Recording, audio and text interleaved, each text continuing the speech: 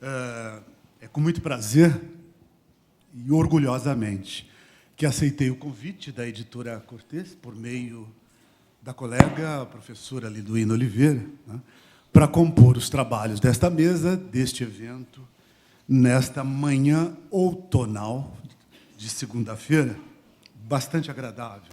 Quero dizer que é um prazer e uma satisfação compartilhar com a professora Maria Lúcia Barroco, professor Michel Lévy, este momento. Cumprimento a editora Cortês pela feliz iniciativa de realizar esse evento de tamanha importância científica, política e cultural. Tivemos aqui, há poucos minutos atrás, um belíssimo painel, né, demonstrativo da nossa capacidade de crítica social, de resistência, de combate, né, e de refinamento da capacidade crítica frente a um quadro adverso de tantos desafios e que essa mesa também se propõe a enfrentar. Trata-se de um tema extremamente complexo, né, que está a exigir de nós, né, essa capacidade de denúncia, de resistência e, especialmente, esse refinamento das nossas capacidades de análise e de crítica social frente ao quadro adverso, desafiante que nós acabamos de ver aqui, o painel ao qual me referi. Todos já fomos apresentados, né, professor Ademir, este que ora vos fala, professor Michel Lévy, professora Maria Lúcia Barroco. Aquela sigla que o Felipe teve dificuldade de mencionar, chama Núcleo de Estudos e Pesquisas sobre Direitos Humanos e Ética. Eu acho bom esclarecer pela importância e pela relação com a nossa temática. Nós combinamos a seguinte forma de trabalho, né? 30 minutos para cada conferencista, né? A começar pelo professor Michel Lévy, com o qual tenho a satisfação de compartilhar esse momento. Professor Michel Lévy.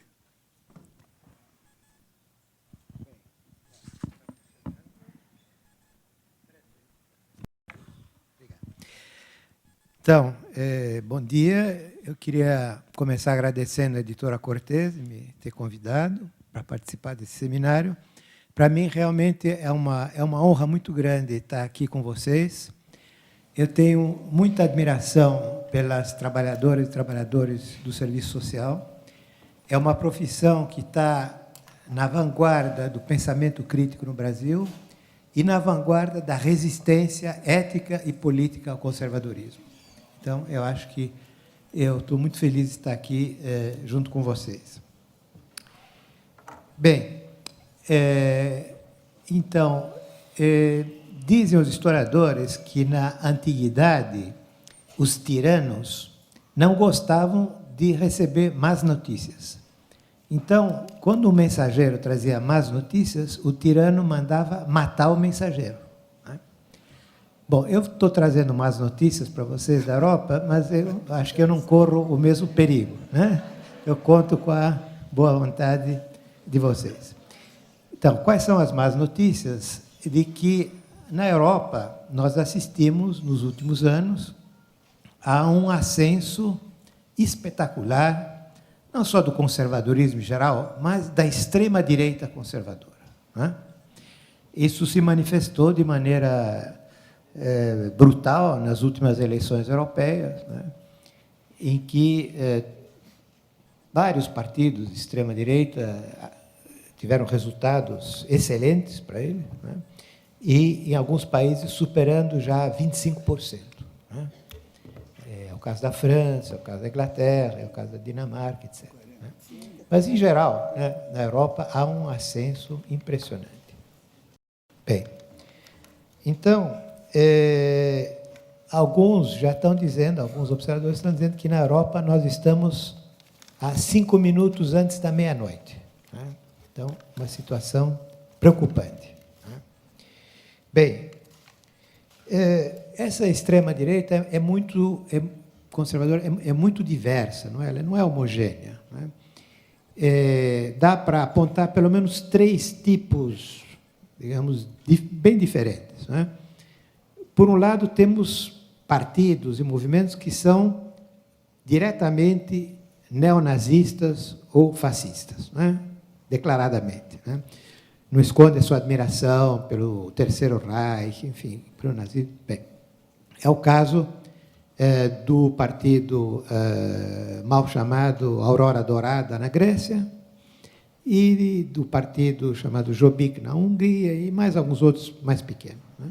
Então, esse é um tipo. Né? O outro são partidos que têm origens, raízes, uma matriz fascista, né? Mas que estão fazendo grandes esforços para se modernizar, para se, segundo a expressão deles, desdiabolizar, né? Se tornar mais respeitáveis, mas que essas raízes, essa matriz fascista está bem presente na ideologia dos seus quadros, dos seus dirigentes e tal. Não é? É o caso, por exemplo, da Frente Nacional na França, é o caso do mal chamado Partido Liberal da Áustria, etc., vários outros. Né? Enfim, e o terceiro modelo são partidos que não têm essa origem fascista, não têm esse caráter, digamos, ligado à história do fascismo, mas que são partidos racistas, xenofóbicos, etc. Né? Então, isso tem prosperado em vários países, é o caso do Partido da Independência na Inglaterra, o UKIP, né? E, enfim, partido chamado da Liberdade na Holanda, etc. São vários países. Né? Então, são três modelos. São bem diferentes, né, pela sua história, pela sua ideologia, são bem diferentes. Mas eles todos têm em comum vários aspectos, né, que são, em primeiro lugar, um nacionalismo reacionário, extremo, né, intolerante. O ódio aos imigrantes, sobretudo aos imigrantes não europeus. Né? A xenofobia, o ódio ao estrangeiro, em geral. Né? A islamofobia, né? O inimigo, o bode expiatório número 1 é o muçulmano. Né? Em alguns casos também o antissemitismo e o ódio aos ciganos, né? Aos ciganos, ao povo roma, que são, na verdade, o povo mais antigo da Europa. Né? Já vive na Europa há séculos, há milênios. Né? Então, não é que eles são imigrantes que chegaram na semana passada com um navio, não. Eles estão lá na Europa há milênios, né? Mas eles são objeto desse ódio racista. Então, o racismo é o elemento comum a toda essa galáxia, né? Essa nebulosa confusa da extrema-direita europeia, o que tem o caroço duro, digamos, o elemento comum é o racismo. Não é? Bom, e além disso tem outros aspectos mais ou menos partilhados, se não por todos, pela maioria, que são o anticomunismo, a misoginia, né, a homofobia, o antissemitismo, etc. Isso é bastante difundido, mas não em todos, né, mas em boa parte desses partidos. Né? Bem, se tem comparado frequentemente esse ascenso com o que aconteceu na Europa nos anos 30. Né? E é verdade que nunca na Europa, desde os anos 30, houve um peso tão grande dos partidos de extrema-direita. Né?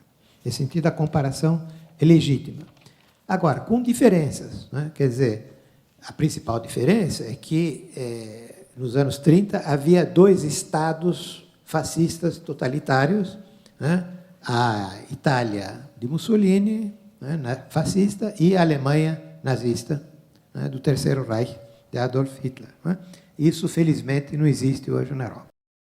Mas, por outro lado, a resistência antifascista era muito mais forte, né, na Europa dos anos 30, da esquerda. Né? Havia uma mobilização antifascista impressionante, né? O que hoje em dia tem muito, muito menos. Né?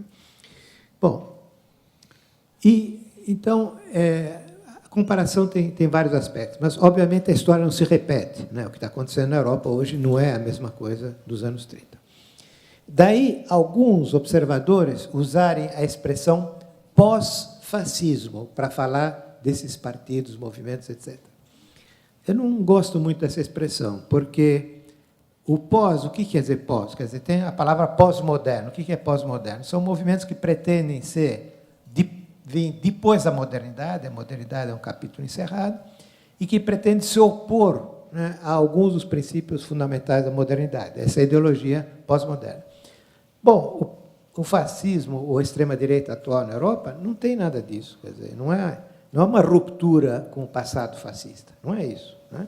É outra coisa, é diferente, mas não é que haja uma oposição ou uma ruptura. Então, eu acho que a expressão pós-fascismo não é muito feliz, não é? E tem um outro termo usado muito por certos sociólogos acadêmicos para designar esse tipo de movimento, que é populismo. Populismo. Eu fico muito irritado com isso, em parte porque eu sou latino-americano. Então, existe na América Latina, houve uma história do populismo, claro, tem o Perón, Vargas, enfim, Cárdenas, que tem suas contradições, seus limites, mas, enfim, nada que ver com essa extrema-direita, né? Eram movimentos nacionalistas, aspectos anti-imperialistas, alguns aspectos sociais, enfim. Não, vocês conhecem melhor do que eu. Mas, enfim, nada que ver, né? Então, o uso do termo populismo para designar a Frente Nacional na França, ou, sei lá, o Partido da Aurora Dourada na Grécia, não. Quer dizer, sociologicamente é um erro e politicamente é um descalabro, né? Porque, quer dizer, qual é a definição do populismo que dão esses cientistas políticos? O populismo é um movimento que se reclama do povo contra as elites. Isso não quer dizer nada. Quer dizer, não conheço nenhum partido no mundo que não diz que ele representa o povo contra as elites, né? Então, não serve para nada, né? Só serve como um eufemismo, né, para não usar a palavra fascismo, extrema-direita, partidos racistas, xenofóbicos, né? Então, você dá essa palavrinha populismo, que é mais simpático. Então, acaba legitimando esses partidos. Legitimando. E outro problema é que alguns desses cientistas políticos, sociólogos, que frequentam a mídia e tal, usam a expressão populismo de direita e populismo de esquerda. Então, o que é populismo de esquerda? É qualquer movimento ou partido que critica o neoliberalismo, né? Então, eles dizem, então tem o populismo de direita. Então, todos os partidos de esquerda, mais radicais na Europa, são tratados de populistas de esquerda. Então, isso é uma mistificação, né? Aí já não é nem confusão, é uma mistificação deliberada, né, para caluniar os movimentos de esquerda, né, e compará-los, equipará-los com os da extrema-direita, né? Quer dizer, a extrema-direita e a extrema-esquerda têm a mesma posição populista e tal. Quer dizer, é um discurso totalmente mistificador, né, da mídia e de certos cientistas políticos, cientistas sociais. Então, eu acho que a gente tem que energicamente combater esse tipo de essa terminologia, né? Bem, como a gente pode explicar esse surto, né, da extrema-direita? Não é uma explicação simples, né? Bom, um fator, obviamente, importante é o processo da globalização capitalista neoliberal, né? Ele provoca, ele gera um fenômeno que meu amigo e companheiro Daniel Ben Said chamava pânicos identitários. As pessoas têm esse sentimento que estão com essa globalização, essa homogeneização capitalista neoliberal, a identidade deles está se perdendo, identidade étnica, nacional, racial, religiosa, etc. Então, há esses fenômenos de pânicos identitários que acabam sendo capitalizados pela extrema-direita, né? Agora, mais importante é que na atual fase do capitalismo globalizado neoliberal na Europa, há uma crise econômica muito profunda, né? Uma das maiores crises do capitalismo na história do século XX. Bom, e essa crise provocando desemprego, mil problemas sociais, etc., acaba também favorecendo esse surto de extrema-direita, né? Quer dizer, a extrema-direita está conseguindo capitalizar em vários países, né, o descontentamento, né, com a crise econômica, com os problemas sociais que ela acarreta, com desemprego, etc. Acrescente-se a isso o fato que a força principal da esquerda ou do centro-esquerda na Europa, que é a social-democracia, tem se adaptado completamente às políticas neoliberais e, com isso, deixa de ser uma força de oposição, né, e suscita também decepção, né, amargura, desespero em setores populares que acabam sendo canalizados também pela extrema-direita. O caso francês é muito evidente nesse caso. Agora, se explicar o surto da extrema-direita unicamente pela crise econômica também não é acertado, me parece. Seria um erro. Seria cair numa espécie de economicismo, né? Que não é marxista, mas é uma caricatura. Né? Porque, por exemplo, né, países como a Grécia, a Espanha e Portugal são os 3 países mais afetados pela crise econômica na Europa e pelo desemprego. São os países onde a extrema-direita não conseguiu se tornar dominante. Né? Quer dizer, na Grécia é a esquerda radical que se tornou dominante, e na Espanha e em Portugal a extrema-direita é fraca. Né? Realmente não tem muita projeção. Então, não é a crise econômica também não explica isso. Né? E, por outro lado, 2 países que menos sofreram da crise da Europa, que são a Áustria e a Suíça, os partidos de extrema-direita racistas têm mais de 20% dos votos. Né? Então, a explicação econômica da crise não é suficiente para dar conta disso. Então, a gente tem que integrar outros aspectos.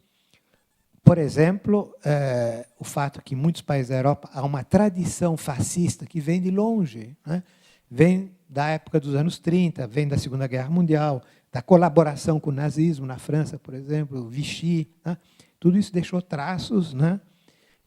Em setores da classe média, enfim, há toda uma corrente assim, já vem de longe. Né? E outro aspecto histórico importante na Europa é o colonialismo. Né? Quer dizer, a Europa sempre foi colonialista durante séculos, né? E isso deixou marcas, né, na consciência de parte da população, né, de que o colonizado é inferior, ele é uma raça inferior, ele tem que ser dominado, ele é, enfim, é um inimigo a ser combatido. Então, esse racismo de fundo colonialista tem um peso importante na Europa também. Né? Isso é parte da explicação. Mas, enfim, isso não explica, por exemplo, o ódio contra os ciganos. Os ciganos nunca foram colonizados, né? Eles viviam na Europa sempre. Né? E, além do que, bom, os imigrantes, pode-se dizer que há muitos imigrantes na Europa, são centenas de milhares, milhões, né? Mas os ciganos, coitados, eles são uma pequena minoria. Na França, por exemplo, os ciganos que vieram de fora, da România e tal, são 20 mil. E, apesar disso, há uma campanha obsessiva, não é? Contra os ciganos, né, da direita, da extrema-direita, para começar, acompanhada pela direita, Sarkozy, etc. E mesmo a parte da esquerda social-liberal também entrou na onda de denunciar os ciganos e tal. 20 mil, né, num país de 50 milhões de habitantes. Né? Então, para vocês verem como a coisa é irracional, né? Como vai explicar a professora, a minha colega daqui a pouco, é o irracionalismo. Né?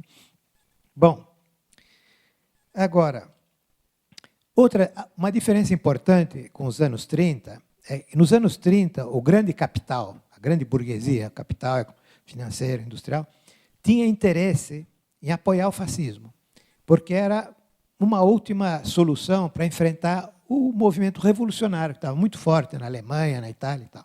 Então, para combater esse movimento operário com uma dinâmica revolucionária, a solução era o fascismo. Né? Então, o grande capital jogou essa carta, né? Financiou os fascistas, os nazistas, para tentar conter, e conseguiram, né, conter a onda operária, a onda revolucionária.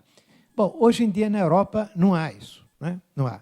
Quer dizer, o grande capital não está interessado no fascismo, ele está interessado na globalização neoliberal, é outro projeto. Né? E, além do que, perigo revolucionário, infelizmente, na Europa, no momento, não existe. Né? Talvez um pouquinho na Grécia, mas no resto da Europa não se vê isso. Né? Então, a política do grande capital, no momento, não é favorecer esses grupos. Mas, apesar disso, eles têm se desenvolvido. Né? Então, não é só pelo apoio do grande capital que esses grupos conseguem, esses partidos se desenvolvem, mas porque eles conseguem atrair setores sociais importantes da classe média, mas não só, setores populares. Né? Isso a gente tem que levar em conta, né? E o grande capital faz média, né? Quer dizer, o grande capital se adapta a qualquer regime, né? Seja a social-democracia, o fascismo, a ditadura militar, até a democracia, se for o caso, né? Então, não podemos subestimar a capacidade de adaptação do grande capital. Bem, então, essas são as más notícias da Europa, né? Bom, nos minutos que me restam, eu vou dizer uma palavrinha, né, muito breve, de comparação entre a Europa e o Brasil, né? Não vou me estender, porque minhas colegas, né, vão falar com muito mais conhecimento de causa do que eu sobre o ascenso do conservadorismo no Brasil. Mas só para comparar um pouco com a Europa, né? Quer dizer, acho que aqui no Brasil, pelo menos a minha impressão, contrariamente a certos países da Europa, não há uma continuidade do fascismo. Quer dizer, o fascismo foi muito forte no Brasil nos anos 30, com o integralismo, né? Chegaram a influenciar o Estado Novo no começo, mas isso foi se diluindo, né? Foi se diluindo, desaparecendo, e hoje em dia as correntes fascistas que vão aparecendo já não têm essas raízes, né, históricas no integralismo dos anos 30. Então, acho que aí não é um pouco diferente da Europa. Outra diferença é a questão do racismo, né? Quer dizer, o Brasil não é uma democracia racial, nós estamos cansados de saber. E o racismo na sociedade existe, obviamente, né? Só que não há partidos de massa racistas no Brasil, né? Quer dizer, um partido que levantasse a bandeira do racismo, da superioridade da raça alemã, não faria, da raça branca, né? Nunca teria 25% dos votos no Brasil, como tem na França, né? Então, isso é uma diferença importante, né?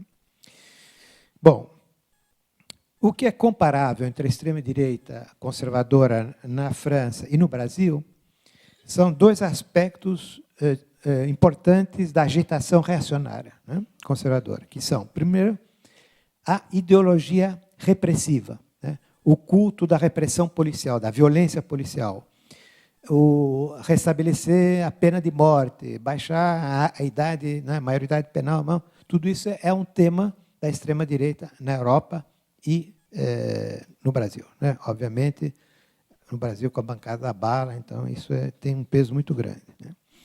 E outro aspecto comum é a intolerância com as minorias sexuais, em particular com os homossexuais, né? Então, esse é um tema importante de mobilização da extrema-direita, dos conservadores mais reacionários. No caso da Europa, da França, por exemplo, com predominância da direita católica, aqui no Brasil, com predominância da direita evangélica, né? É uma diferença, mas o tema é o mesmo, né? É a homofobia. Agora, existe aqui no Brasil um tipo de conservadorismo de extrema-direita que não tem bem um equivalente na Europa, né? Que é digamos, uma extrema-direita do saudosismo da ditadura militar, né? Quer dizer, aqueles setores da extrema-direita que chamam a uma intervenção militar, a um golpe militar, né? Chamam os militares para salvarem a pátria, como eles fizeram em 64, etc., né? Então, esse tema, que é muito importante na extrema-direita no Brasil, né, com o apoio do PIG, né? Vocês conhecem o PIG, né? O Partido da Imprensa Golpista, né? Bom, com o apoio do PIG, essa agitação golpista é bastante preocupante, né? Claro, nós não estamos mais no período da Guerra Fria, né, dos golpes militares que se sucediam na América Latina, mas tivemos tentativas golpistas na Venezuela, na Bolívia e no Equador, e tivemos golpes de Estado supostamente legais e constitucionais, parlamentares, em dois países da América Latina, recentemente, que são Honduras e Paraguai. Então, esse perigo existe, né? Esse perigo existe, a gente tem que estar atento para isso. Bem, então, só para concluir, né, eu só quero deixar mais uma última pista de reflexão, né? O filósofo Max Horkheimer, que era um dos fundadores da Escola de Frankfurt, tem uma frase famosa de um artigo dele de 1938. Ele diz assim: quem não quiser falar do capitalismo não tem nada a dizer sobre o fascismo, né? Isso é muito importante. Quer dizer, o sistema capitalista, sobretudo na sua forma, nos períodos de crise, como atualmente, produz e reproduz constantemente fenômenos como o fascismo, o neofascismo, a extrema-direita, o racismo, os golpes militares, as ditaduras, etc., etc., né? Os golpes de Estado. Bom, então, a raiz desses fenômenos é sistêmica, né? Tem a ver com o próprio sistema capitalista. Portanto, as alternativas têm que ser antissistêmicas, isto é, anticapitalista. Bom, e em vários países da América Latina está colocada já a discussão sobre uma alternativa antissistêmica com o lema comum de socialismo do século XXI. Então, que é essa ideia do socialismo do século XXI, colocada primeiro pelo Hugo Chávez, depois já se estendida por boa parte da América Latina, é a ideia de um socialismo que supera os limites e os erros do socialismo no século XX. Né? Primeiro, da social-democracia, que capitulou, digamos, diante do sistema, e a degeneração burocrática do chamado socialismo real. Então, o socialismo do século XXI procura superar esses, digamos, esses fracassos ou esses erros do século XX, mas, ao mesmo tempo, recupera as bandeiras revolucionárias, né? Em particular da América Latina, né? Da história revolucionária da América Latina. Desde Simão Bolívar até Ernesto Che Guevara, desde José Martí até Farabundo Martí, desde Emiliano Zapata até Augusto César Sandino, e desde Zumbi do Paus Mares até Chico Mendes. Muito obrigado.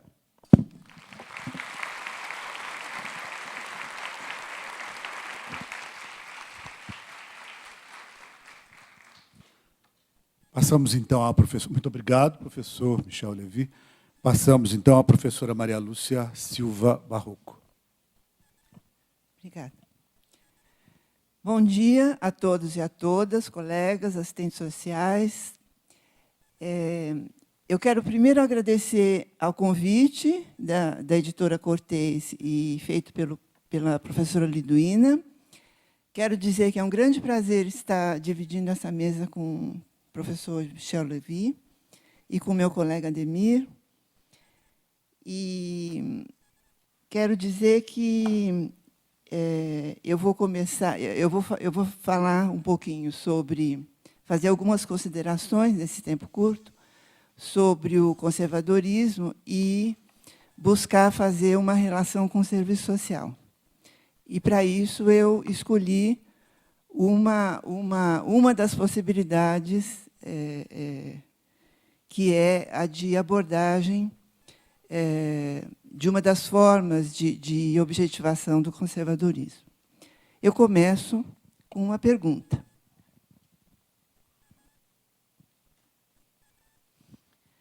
Uma banda verde e amarela está nas ruas.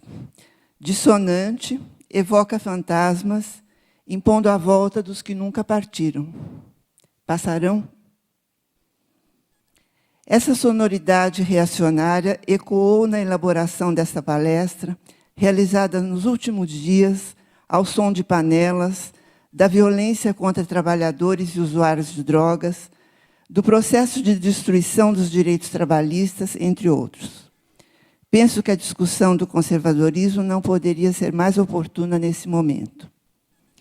Vou abordar a reprodução ideológica deste ideário, supondo a sua inserção num processo histórico movido por um conjunto de determinações estruturais e conjunturais, por fatores socioeconômicos, político-culturais e pela dinâmica da luta de classes.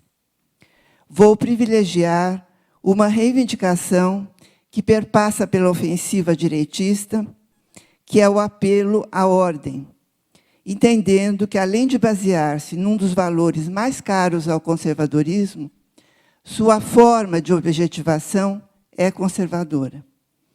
Essa escolha deve-se ao fato desta reivindicação rebater fortemente no serviço social.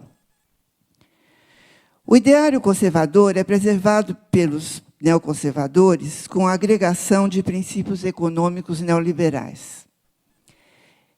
Em sua função ideológica, reproduz um modo de ser fundado em valores historicamente conservados pela tradição e pelos costumes, no caso brasileiro, pelas nossas elites, com seu racismo, seu preconceito de classe e seu horror ao comunismo. A difusão do ideário conservador é facilitada pelo irracionalismo, forma de pensar típica da reificação, que no capitalismo tardio invade todas as esferas e dimensões da vida social, obscurecendo as suas determinações. Como ideologias, ambos exercem a função de enfrentamento das tensões e contradições sociais, contribuindo direta ou indiretamente para a apologia do capitalismo. Seu fortalecimento é favorecido em momentos de crise, quando a luta de classes exige o enfrentamento na luta pela hegemonia. O conservadorismo estabelece uma hierarquia entre as esferas da sociedade, considerando que a moral como fundante da sociabilidade e da política. Por isso, entende que as crises sociais e as expressões da questão social são consequências de uma desagregação moral. Isso é afirmado por dois representantes do neoconservadorismo norte-americano, Russell Kirk e Irving Kristol. Para Kirk, uma sociedade onde homens e mulheres forem governados pela crença em uma ordem moral duradoura, por um forte sentido de certo e errado, por convicções pessoais sobre justiça e honra, será uma boa sociedade. Não importa que mecanismo político se possa usar. Para Kristol, a crise do welfare state foi determinada por uma crise moral que destruiu a família, instituição social mais fundamental. Em seu combate ao Estado social e às manifestações sociais, em suas várias tendências, o neoconservadorismo projeta uma sociedade sem restrições ao mercado, com nenhuma garantia social e com um Estado atuando violentamente contra qualquer forma de contestação à ordem social e aos costumes tradicionais. No Brasil, a disseminação ideológica dos apelos à ordem tornou-se mais evidente a partir da consolidação neoliberal dos anos 90, momento histórico marcado pela crise estrutural do capitalismo, reveladora do avanço do seu caráter destrutivo, da vida humana e da natureza. Com sua interferência na estrutura e na regulamentação das relações de trabalho, nas formas de organização política e jurídicas do Estado e das instituições, a ofensiva neoliberal do grande capital diversificou e ampliou a degradação do trabalho e da vida social, atingindo duramente as condições de existência da classe trabalhadora e dos setores marginalizados. Ao materializar-se na exploração, na dominação, na desigualdade, na violência objetiva e subjetiva, a acumulação capitalista e o neoliberalismo criam as bases concretas para a reprodução social de comportamentos desumanizantes. Nos anos 90, a sociabilidade brasileira já era marcada pela cultura da violência e do medo social. A objetivação de novas formas de violência econômica e extraeconômicas, o agravamento das expressões da questão social e da criminalidade, entre outros, criaram um clima social de insegurança generalizada, facilitador de apelos à ordem e à repressão. Uma insegurança concreta, determinada pelo desemprego e pela degradação da vida social e do trabalho, e uma insegurança subjetiva alimentada pela convicção de que o crime e a brutalidade são inevitáveis. Essa cultura contou com a colaboração fundamental dos programas sensacionalistas. Os programas do Ratinho e do Datena, este, que curiosamente foi agraciado com o prêmio Vladimir Herzog, entraram na TV nos anos 90. incentivando medidas de força em nome da ordem, passaram a expor diariamente crimes e delitos, escolhendo a dedo aqueles praticados por trabalhadores pobres, favelados, negros e adolescentes, numa campanha escancarada de defesa de militarização da vida social, do armamento, do rebaixamento da maioridade penal e da pena de morte no Brasil. Em face da crise capitalista e das tensões sociais, o Estado passa a atuar como gestor da crise, articulando coerção e consenso através de medidas repressivas e programas sociais compensatórios. A ocupação das favelas, a ocupação militar das favelas cariocas, a partir de 2010, é apenas um exemplo do itinerário macabro percorrido pela repressão armada no Estado Democrático Brasileiro. Como revelam Brito, Vilar e Blanc, o número de mortes em massa por homicídio no Brasil ultrapassa, em termos de média anual, o somatório de mortes dos 12 maiores conflitos armados do mundo. Ou seja, não temos aqui guerras civis, nem enfrentamentos étnicos e religiosos oficialmente declarados.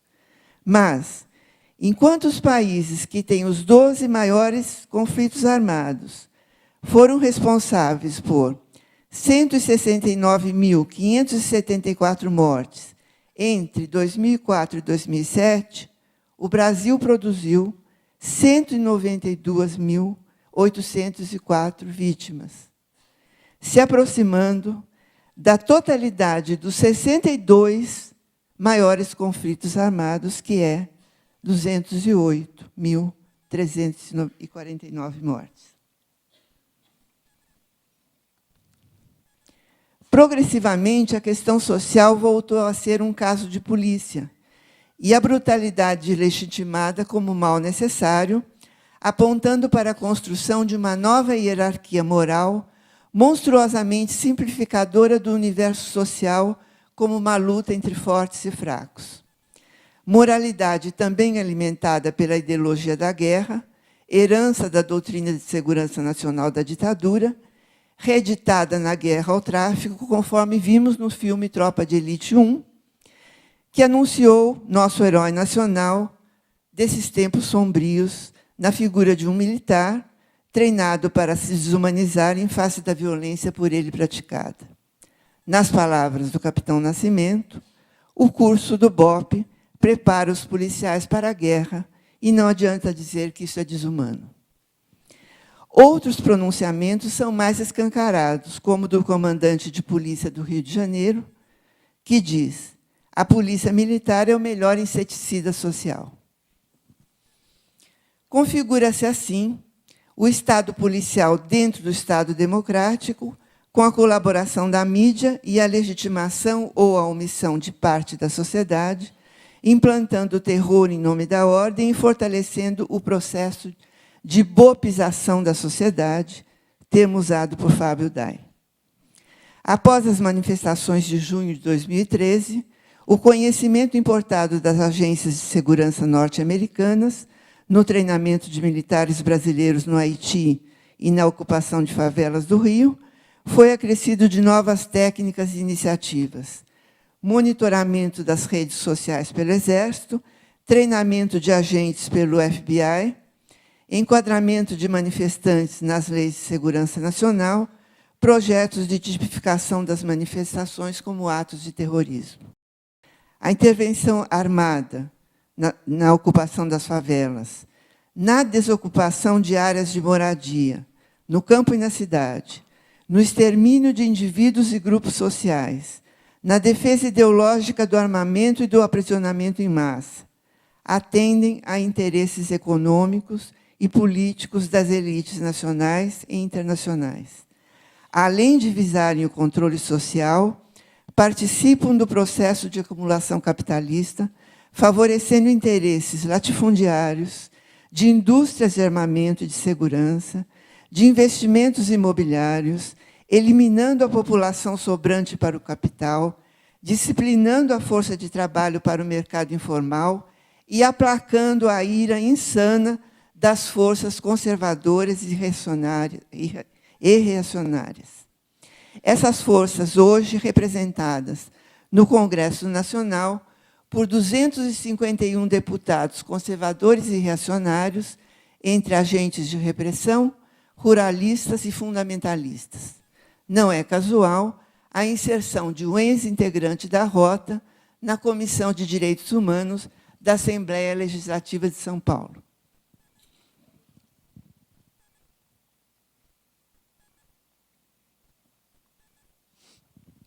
No contexto atual, a avaliação moral das expressões da questão social típicas do conservadorismo não é dirigida prioritariamente ao ajustamento dos indivíduos, mas à sua punição. Juízes, jornalistas, intelectuais, comentadores midiáticos definem o que é delito, passando lições de moral e indicando soluções punitivas. O documentário Juízo, não sei se vocês já viram, se não vejam, é exemplar. É o atendimento de adolescentes por uma juíza, que faz exatamente isso. Também é exemplar o pronunciamento fascista da jornalista Raquel Scheherazade a respeito da barbárie cometida por jovens motoqueiros no Rio de Janeiro, o ano passado, que amarraram um adolescente nu a um poste, justificando a ação de justiceiros e apelando para o endurecimento da ação policial e o armamento. A colaboração dos meios virtuais é fundamental.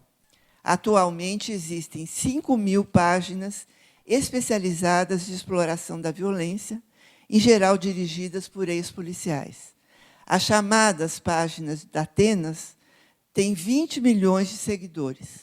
Uma delas é a Guarujá Alerta, que publicou aquele boato de uma falsa sequestradora que culminou no linchamento de uma dona de casa, Fabiana Maria de Jesus. A moralidade punitiva supõe uma visão moralista, que divide o mundo entre bons e maus, entre corruptíveis e incorruptíveis, identificados socialmente nas figuras incorruptíveis do Capitão Nascimento e do ex-ministro do Superior Tribunal Federal, Joaquim Barbosa. Ambos, o homem de farda e o homem de capa preta, são aplaudidos como os arautos da justiça. Se não for pela lei, que seja pelo uso da força bruta. O pronunciamento da jornalista citada, além de reforçar a moralidade punitiva, revela também uma estratégia presente na ofensiva de direita.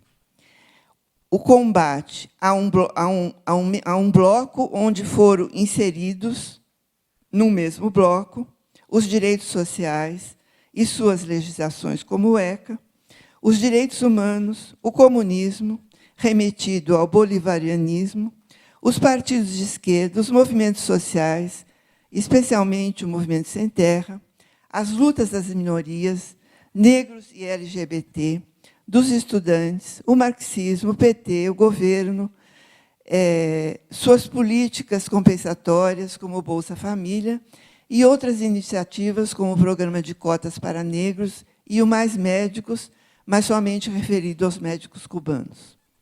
Nesse sentido, esse discurso se conecta diretamente com a escancarada campanha direitista promovida pelas corporações que detêm o poder dos meios de comunicação no Brasil e que uivam quando ouvem falar em algum tipo de restrição à livre manifestação da sua dominação ideológica.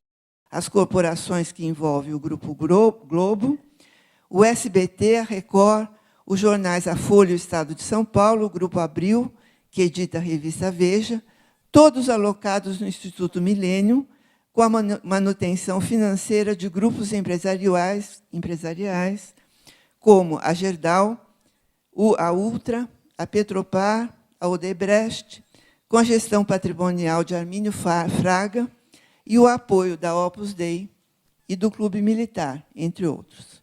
Também não é à toa que Pedro Bial seja membro fundador. Quando se depara com questões de comportamento, o moralismo conservador encontra a sua praia onde semeia sua cruzada irracionalista de combate moral a todas as lutas e conquistas progressistas. O fundamentalismo não é prerrogativa de nenhuma religião em especial. Porém, com base nas manifestações concretas, podemos afirmar que os grupos evangélicos, com seu fundamentalismo, reforçam o avanço do conservadorismo e do irracionalismo na atualidade. Uma força que aumentou 61,45% em 10 anos, somando 42,3 milhões de evangélicos de diferentes vertentes, segundo dados do IBGE de 2014, e que conta com a representação de 82 deputados no parlamento, comandada pelo presidente da Câmara, Eduardo Cunha, que já explanou seu objetivo de barrar toda a legislação que vise a descriminalização do aborto e a criminalização da homofobia. Sinal dos tempos, o beijo entre Natália Timber e Fernanda Montenegro, mostrado na novela da Globo, foi repudiado pela representação evangélica do Congresso Nacional e por inúmeras manifestações nas redes sociais, repúdios dirigidos não somente a um beijo entre mulheres, mas um beijo entre mulheres de 80 anos, onde já se viu. O mais interessante é que o mesmo capítulo apresentou 2 cenas de crime praticadas por outras mulheres, as protagonistas principais, em função de interesses materiais. Uma pagou a um vendedor ambulante para quebrar literalmente as pernas da sua amiga. A outra matou seu motorista, por sinal um negro. Nenhuma manifestação de repúdio. A lei de Gerson marca presença. O mais assustador dessa invasão conservadora e reacionária é a sua adesão por parte da juventude. Ser de direita virou moda. 2 jovens, de 23 e 26 anos, criaram a marca de camisetas Vista Direita, comercializada na internet, com grande sucesso de vendas, com estampas de repúdio àquele bloco citado, com camisetas de repúdio ao comunismo, aos médicos cubanos, Fórum São Paulo, ao MST, acrescidos de figuras emblemáticas como Thatcher, Reagan. Parte dos manifestantes que reeditaram a Marcha pela Família de 64 são jovens, assim como são jovens os que, em escolas de 2º grau e universidades, recusam a participar de debates e a elaborar trabalhos sobre religiões de matriz afro-brasileiras, acusando-as de pacto com o demônio, ou ainda os que cometem atos de justiçamento. A herança conservadora da cultura brasileira não pode ser desprezada na busca de compreensão das inúmeras determinações desse fenômeno. É oportuna a referência de Sartre aos jovens justiceiros. Seus pais já apoiavam, com lágrimas de felicidade nos olhos, os assassinatos perpetrados pelo Esquadrão da Morte. Seus avós louvavam as virtudes do golpe militar de 64, que colocaria de vez a ordem no lugar da baderna. Seus bisavós gostavam de ver a República Velha atirando contra grevistas com aquele horrível sotaque italiano. Seus tataravós costumavam ver cenas de negros amarrados a postes com um certo prazer incontido. Afinal, já se dizia na época, alguém tinha que pôr ordem em um país tão violento. As profissões não são imunes a esta realidade. O irracionalismo penetra nas universidades através do pensamento pós-moderno, contribuindo ao lado do neopositivismo para o empobrecimento da crítica, a subjetivação da história e a naturalização das desigualdades, facilitando a transferência dos conflitos para o imaginário, fortalecendo a resignação e o pessimismo em face da realidade. Mas a incorporação do racionalismo não decorre apenas de opções ideológicas. Elas também são oriundas da reprodução do senso comum, favorecido pela precarização das condições objetivas de trabalho, de aprendizado e de existência de alunos e professores.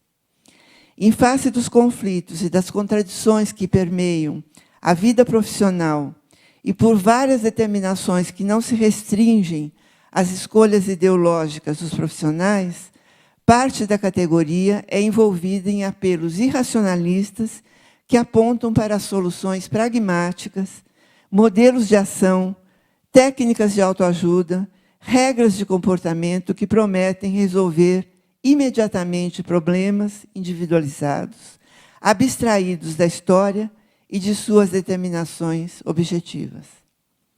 No exercício profissional, o serviço social é chamado a desempenhar tarefas policialescas nas desocupações truculentas de áreas de moradia, no deslocamento de moradores de rua e de usuários de drogas para lugar nenhum, no controle e na censura dos usuários, especialmente naquelas instituições tradicionalmente conservadoras que envolvem diretamente a moral e a família.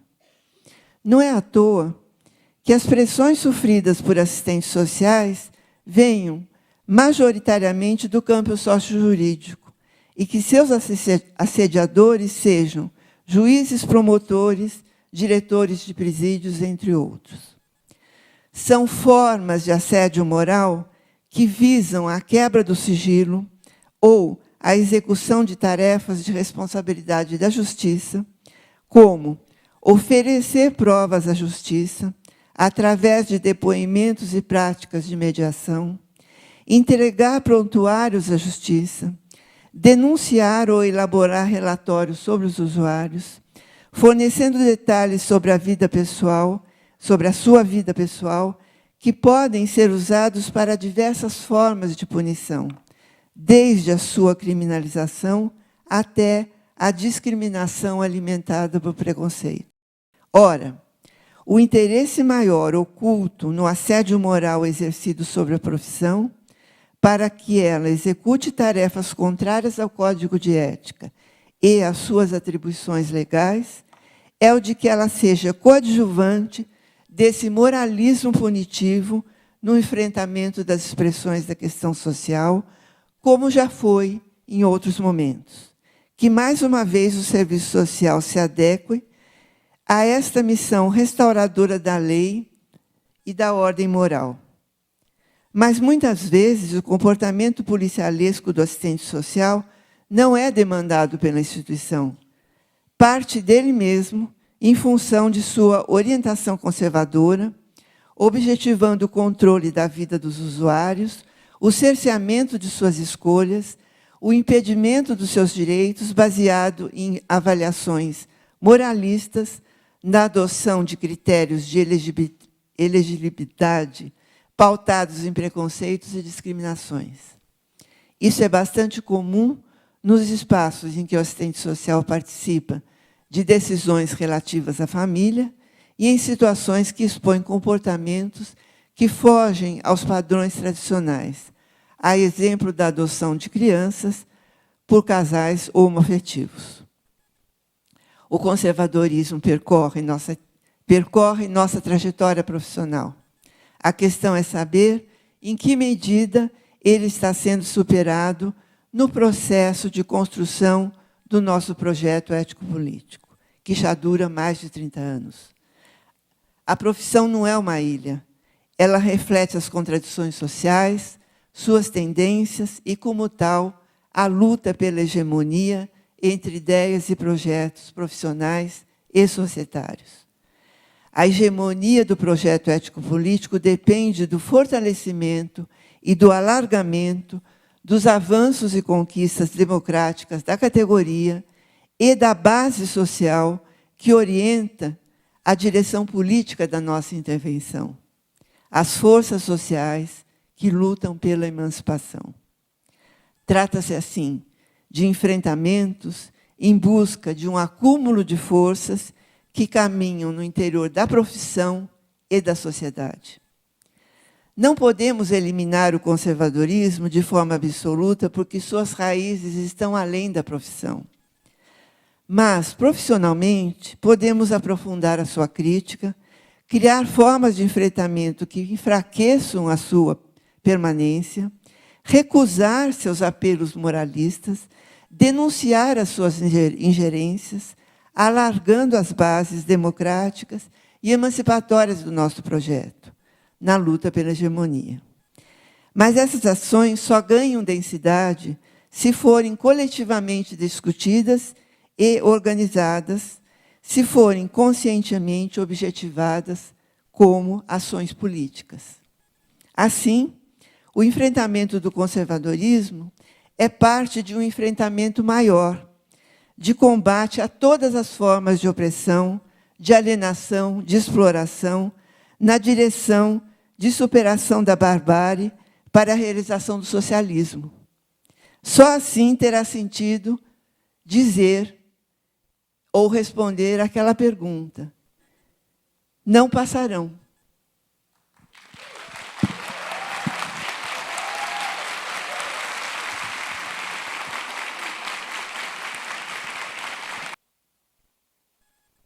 A Liduína informou-me que não está previsto debate com intervenções da plateia, ok? Então, resta-nos dizer o seguinte: do privilégio de compartilhar esse momento aqui entre duas expressões maiores, né, dessa capacidade de refinada crítica social, né, no momento que nos interpela a denúncia, a resistência e a luta contra esse quadro de barbárie aqui desenhado, aqui esboçado pelo professor Michel Lévy e pela professora Maria Lúcia Silva Barroco. Muito obrigado a todos. Aqui termina a minha participação mais direta nesse evento. Continuaremos à tarde, seguramente, compartilhando esses momentos de reflexão militante, né, e de resistência ao quadro aqui apresentado. Obrigado ao professor Michel Lévy, obrigado à professora Maria Lúcia Barroco.